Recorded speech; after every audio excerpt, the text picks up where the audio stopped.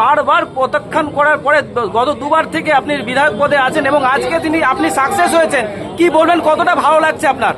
দেখুন, আমাদের ভারতীয় জনতা পার্টির কর্মী যারা বুথ স্তরে লড়াই করে, যারা মার খেয়েছে, যাদের নামে মিথ্যা মামলা হয়েছে, তারপরেও তারা সমাজ গঠনের জন্য, দেশ গঠনের জন্য লড়াই কোনোদিন থামায়নি।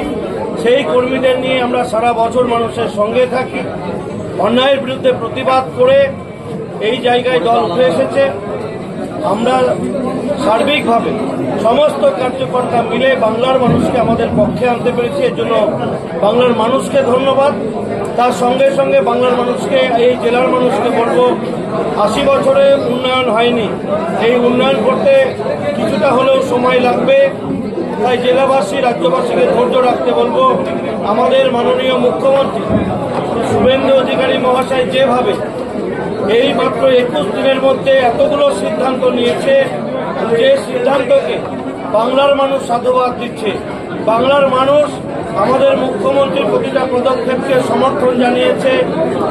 মানুষ বলছে যে এভাবে কাজ করলে আগামী দিনে বাংলা আবার সোনার বাংলা হবে। তাই আমরা মাননীয় শুভেন্দু অধিকারীর নেতৃত্বে আগামী প্রত্যেকটা দিন 24 ঘন্টা মানুষের জন্য কাজ করে এই বাংলাকে আমরা সোনার বাংলা করব।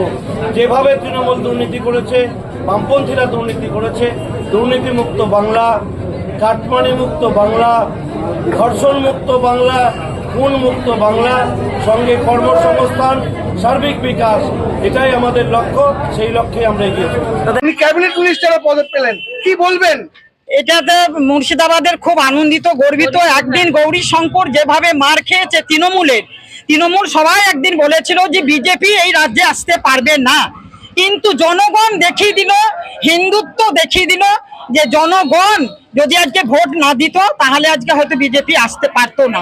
ওদের একদমই কথা, প্রত্যেকটা তৃণমূলের নিচতলা থেকে উপরতলা সবাই বলেছিল যে এখানে কোনোদিন বিজেপি আসবে না। তার জন্য আমি খুব গর্বিত, শুভেন্দু দাকে গর্বিত, মানে কি বলবো, মানে শত শত কোটি প্রণাম তাকে আমি জানাই। তিনি যদি না থাকতেন, উনি যদি না থাকতেন তাহলে পুণ্যমন্ত্রী কি হিন্দুদের অস্তিত্ব যেটা থাকতো সেটা আর থাকতো না। উনি ছিলেন বলে আজ বাঙালির বাঙালি বা হিন্দু আজকে ওর জন্য বেঁচে আছে, মানে বেঁচে থাকবে। আমি উর্মিলা দাস।